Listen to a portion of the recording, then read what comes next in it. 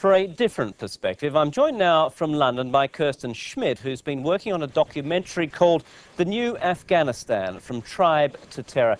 Kirsten, welcome to International Correspondence. Howard Kurtz of The Washington Post is just talking about the renewed interest, the renewed public debate in the war on terror. From your perspective as a filmmaker, is there a growing appetite for the sort of work you're doing? Definitely there is. When I was first trying to get funding to do this film, I had a really hard time getting interest. George Clooney had just gone out to East Africa, and a lot of people were sort of moving their focus over to the situation there. And all of a sudden there's been this great huge shift back to the war on terror again. For whatever reason, a lot of films and a lot of media focus has gone back on it again. And what sort of interest is it? Is it specifically for what you're doing, getting to the very root of who these people are, where they're from, what they stand for? Is that what people want to know now? Absolutely. That's what I wanted to know myself as a filmmaker, as a journalist. I went out there because I wanted to talk to people. One of the problems I think we have now in media is that everybody relies on leaders to represent the whole sort of mentality of people within these groups, which is similar to talking to the Pope to find out how Catholic members of the Catholic Church feel about things. It's very misrepresented. These people's opinions are not represented very well by leaders often.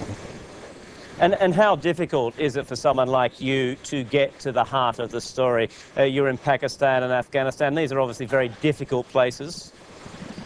Yes, it was a little scary for friends and family when I went out there.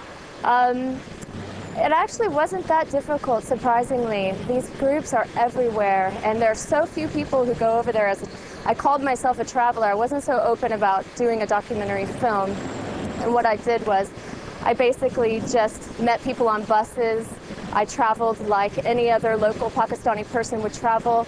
I asked people if I could stay at their houses, and slowly but surely I did get to the right people, using a little bit of brains as well, sort of going with my feelings and following instincts like that. And I did meet extremist members, and I met people from the Taliban, both Pakistani Taliban and Afghan Taliban, and they were incredibly open and willing to talk. So. What about getting through local authorities? I understand you were actually arrested and accused of spying. This is true.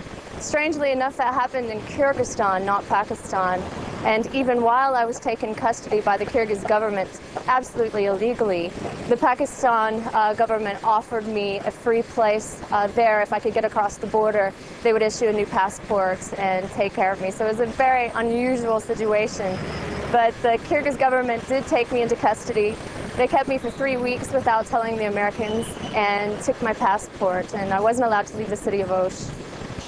A lot of the images, the daily images we see from Afghanistan, particularly from Iraq, are explosions or long shots of bodies lying on the streets.